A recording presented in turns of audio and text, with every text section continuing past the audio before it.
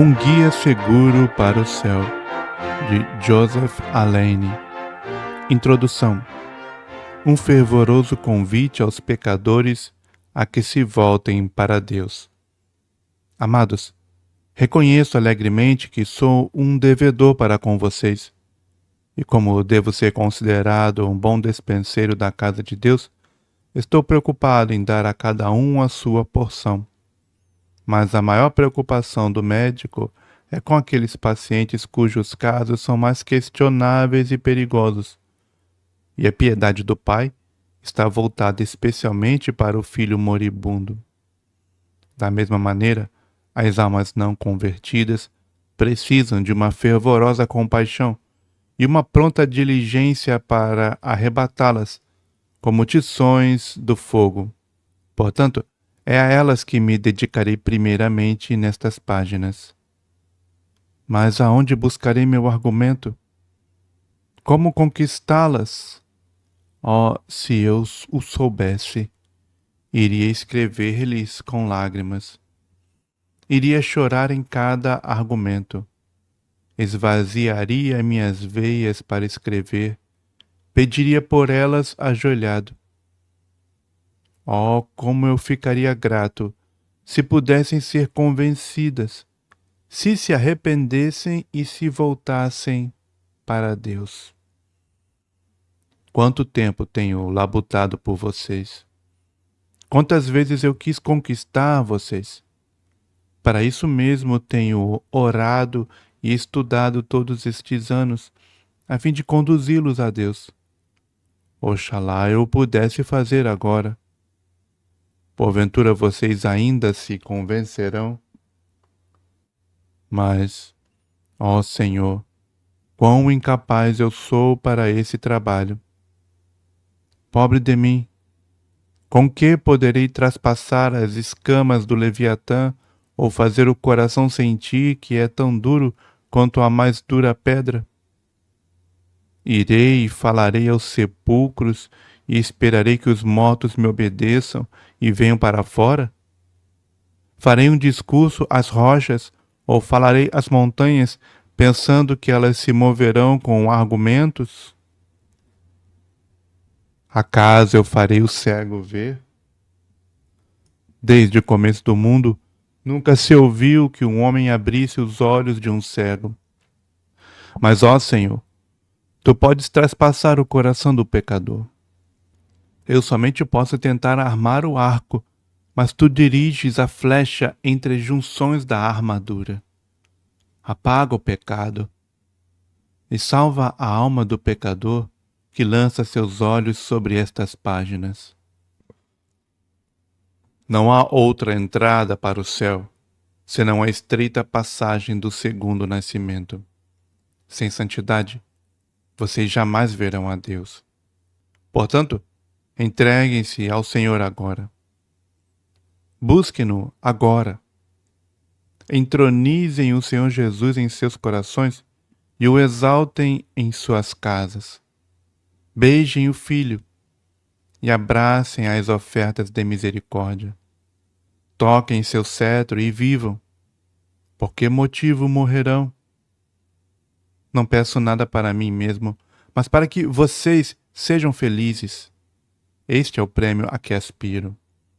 O desejo de minha alma e a minha oração por vocês é que possam ser salvos. Eu rogo que me permitam uma liberdade e uma franqueza amiga em seu mais profundo interesse. Não estou assumindo o papel de orador no sentido de apresentar-lhes um discurso erudito, nem apresentar o assunto com eloquência a fim de agradar-lhes. Estes capítulos tratam de uma mensagem de peso significativo: convencer, converter e salvar vocês. Não estou usando a retórica como isca, nem pescando aplausos, mas suas almas. Meu trabalho não é agradá-los, e sim salvá-los. Nem tratar com sua imaginação, mas com seus corações. Se eu não tiver seus corações, nada terei. Se fosse para agradar seus ouvidos, falaria de outro modo. Se pregasse sobre mim mesmo, tomaria outro rumo. Poderia então contar-lhes uma história mais suave. Faria travesseiros para vocês e falaria de paz. Pois como pode Acabe amar este Micaías que sempre profetiza o mal a seu respeito? Mas quão melhores são as ofensas de um amigo do que os bons discursos da prostituta, que lisonjeia com seus lábios até que a flecha lhe atravesse o fígado. Se tivesse que aquietar uma criança que chora, bastaria cantar para ela uma canção mais alegre ou niná-la para dormir. Mas quando a criança cai no fogo, o pai toma outra atitude. Ele não tenta silenciá-la com uma canção ou com coisas insignificantes. Sei que se não formos bem-sucedidos com vocês, estarão perdidos. Se não pudermos obter o seu consentimento para se levantarem e saírem, vocês perecerão para sempre. Se não houver conversão, não haverá salvação. Preciso obter a sua boa vontade ou terei que deixá-los no pecado. Mas aqui volta-me outra vez à mente a dificuldade do meu trabalho. Ó Senhor, escolhe as minhas pedras do ribeiro. Venho no nome do Senhor dos Exércitos, o Deus dos exércitos de Israel. Venho, como o jovem Davi contra Golias, para lutar, não contra a carne e o sangue, mas contra os principados e potestades, contra os príncipes das trevas deste século. Que neste dia o Senhor derrote os filisteus, despoje o homem forte de sua armadura, entregue-me os cativos. Senhor, escolhe-me as palavras, escolhe-me as armas, e quando eu puser minha mão no alforje, pegar uma pedra e atirá-la, que tu possas levá-la ao alvo e fazê-la penetrar, não na fronte, mas no coração do pecador não convertido, derrubando-o em terra, como fizeste a Saulo de Tarso. Alguns de vocês não sabem o que eu entendo por conversão, e em vão tentarei persuadi-los aquilo que não entendem. Portanto, por amor a vocês, vou mostrar o que é conversão. Outros alimentam secretas esperanças de misericórdia, embora continuem apáticos. Para esses, preciso mostrar a necessidade da conversão. Outros provavelmente endureçam seus corações com o vão conceito de que já são convertidos. Para esses, preciso mostrar as características dos não convertidos. Outros, pelo fato de não sentirem o pecado e de nada temerem, dormem tranquilos. A esses, devo mostrar as misérias dos não convertidos. Outros permanecem quietos porque não veem como escapar. A esses, devo mostrar os meios da conversão. Finalmente, para estímulo de todos, encerrarei com os motivos para a conversão. Erros a respeito da conversão. O diabo tem produzido muitas imitações de conversão, iludindo as pessoas, ora com isto, ora com aquilo. Ele possui tamanha habilidade e astúcia que, se possível fosse, enganaria até os próprios eleitos. Agora, para que eu possa curar o erro devastador de alguns que pensam que são convertidos quando não são, bem como remover as inquietações e os temores de outros que pensam que não são convertidos quando na verdade o são, mostrarei a natureza da conversão, tanto o que ela não é, quanto o que ela é.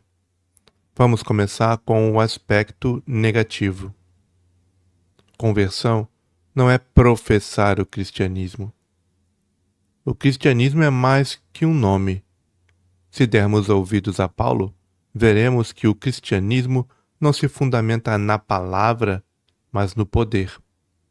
Se o fato de deixar de ser judeu ou pagão e professar o cristianismo significasse conversão verdadeira, visto que isso é tudo o que alguns dão a entender a respeito dela, quem poderia ser melhores cristãos senão os de Sardo ou Laodiceia? Eram todos cristãos professos, porém apenas de nome. E por serem cristãos só de nome, são condenados por Cristo e ameaçados de serem rejeitados. Quantos há que invocam o nome do Senhor Jesus, mas não se apartam da iniquidade, professando que conhecem a Deus, mas negando-o com suas obras? Será que Deus vai recebê-los como verdadeiros convertidos? Que? Convertidos do pecado enquanto eles ainda vivem em pecado? É uma visível contradição.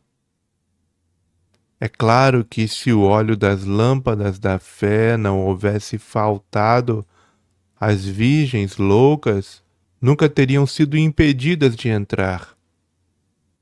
Encontramos não apenas cristãos professos rejeitados, mas inclusive pregadores de Cristo e milagreiros, pois são maus obreiros.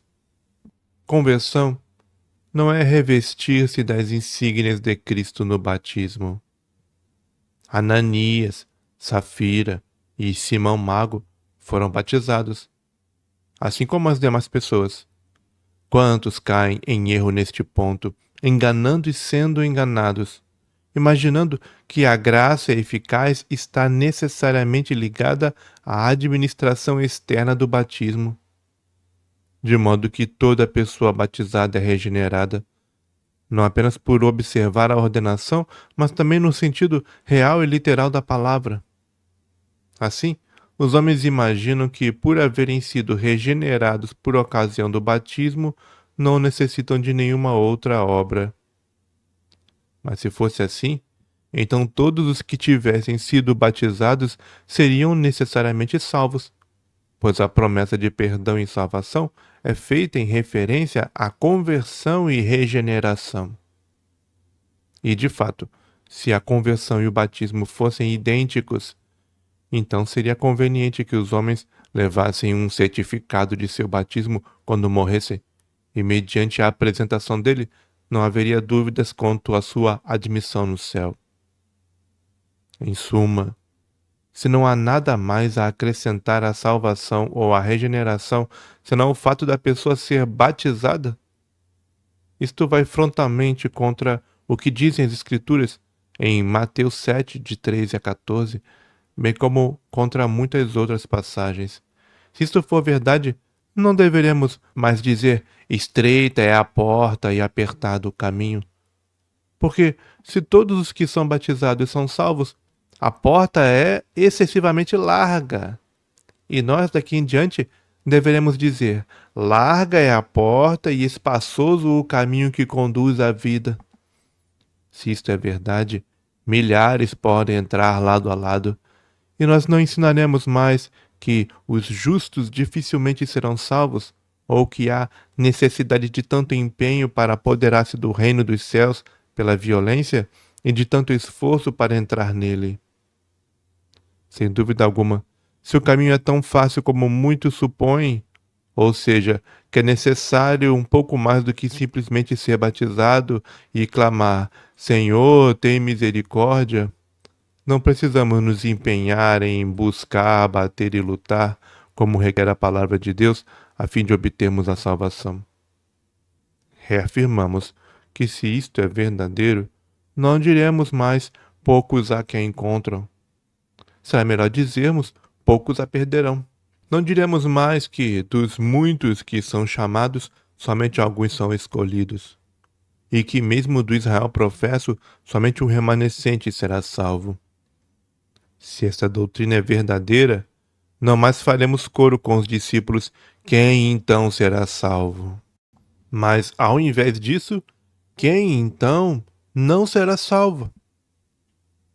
Assim, se alguém for batizado, mesmo que seja um fornicário, ou escarnecedor, ou avarento, ou beberrão, herdará o reino de Deus. Alguns irão alegar: aqueles que pecaram depois de terem recebido a graça regeneradora no batismo precisam ser renovados, caso contrário, não poderão ser salvos. Eu respondo: em primeiro lugar, há uma conexão infalível entre regeneração e salvação, como já temos mostrado. Em segundo lugar, o homem precisa nascer de novo novamente, o que é um grande absurdo. Poderíamos do mesmo modo supor que o homem nascesse 2 vezes fisicamente, bem como 2 vezes espiritualmente. Mas em terceiro lugar, e acima de tudo, isso garante o que eu defendo, isto é, não importa o que os homens recebam ou aspirem receber no batismo, se depois disso forem considerados flagrantemente ignorantes, ou profanos, ou formais, ou destituídos de poder espiritual, precisam nascer de novo. Ou então, ficarão fora do reino de Deus. Assim, precisam ter mais a argumentar em seu favor do que simplesmente a regeneração batismal. Bem, como podem ver, nisto todos concordam. Isto é, seja o que for que se receba no batismo, se os homens não forem santificados, precisam ser renovados por uma mudança total e poderosa ou não escaparão da condenação do inferno. Não vos enganeis, Deus não se deixa escarnecer. Quer seja o seu batismo ou qualquer outra coisa que aspirem, digo-lhes, da parte de Deus, que se qualquer de vocês for uma pessoa ímpia ou escarnecedora, ou amante de más companhias, em suma, se não for um cristão santo, cuidadoso, abnegado, não poderá ser salvo. A conversão não se fundamenta na justiça moral. Esta justiça não ultrapassa a dos escribas e fariseus, portanto não pode conduzir-nos ao reino de Deus. Antes de sua conversão, Paulo era irrepreensível, segundo a justiça que há na lei. O fariseu poderia dizer: não sou roubador, injusto, adúltero, etc. Vocês precisam de alguma coisa além disso para apresentar, ou seja, como for que se justifiquem, Deus os condenará. Eu não condeno a moralidade, mas os aconselho a não descansarem nela. A piedade inclui a moralidade, assim como o cristianismo inclui a humanidade e a graça inclui a razão. Mas não devemos confundir as coisas. A conversão não consiste numa conformidade exterior às normas de piedade. É certo que os homens podem ter uma aparência de piedade, mas sem eficácia. Podem fazer longas orações, jejuar frequentemente, ouvir de bom grado a palavra de Deus e serem muito zelosos no serviço de Deus, ainda que isso lhes seja caro e dispendioso, e mesmo assim não serem convertidos.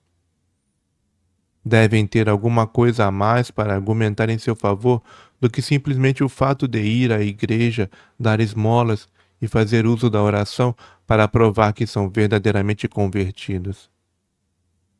Não há serviço exterior que um hipócrita não possa fazer.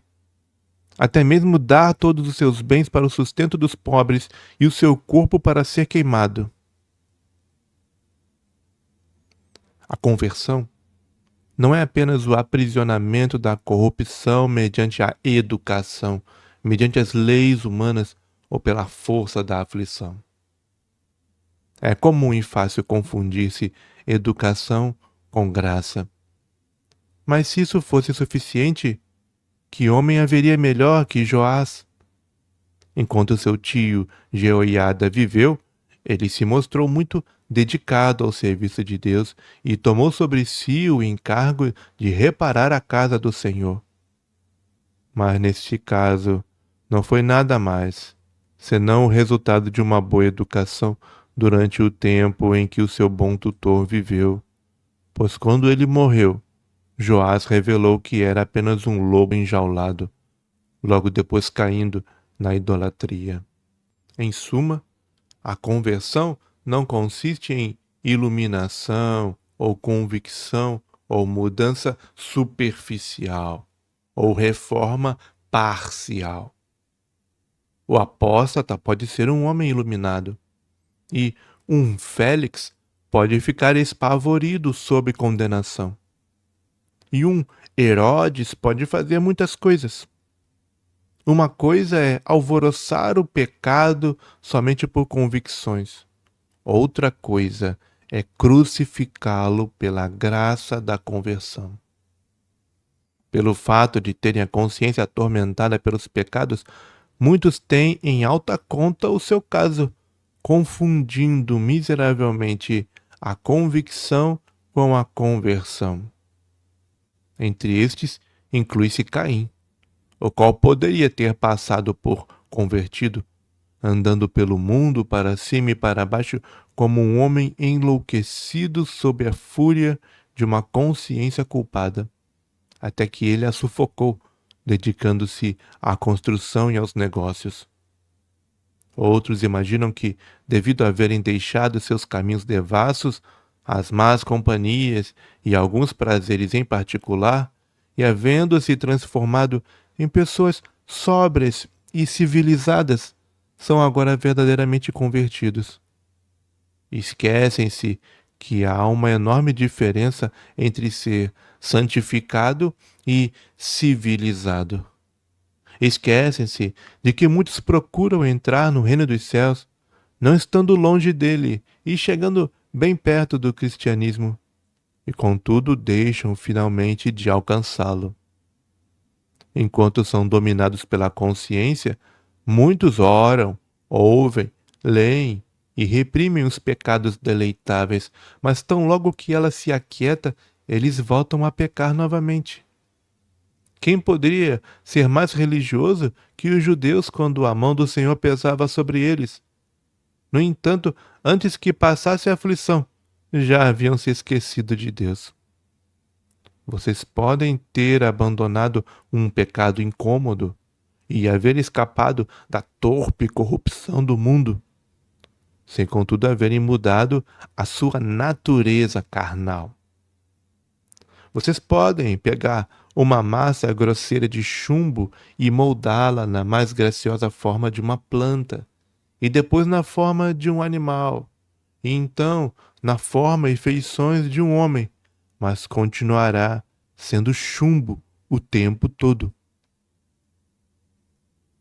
Assim, um homem pode passar por várias transformações, da ignorância ao conhecimento, da irreverência à delicadeza e finalmente a uma aparência de religião. E durante esse tempo todo, ser carnal, irregenerado e sua natureza permanecer a mesma. Ouçam então, pecadores, ouçam para que vivam. Por que se iludirem, fundamentando suas esperanças sobre a areia? Sei que será tarefa difícil aquele que tentar arrancar as suas esperanças infundadas. Só pode ser desagradável para vocês, como também o é para mim.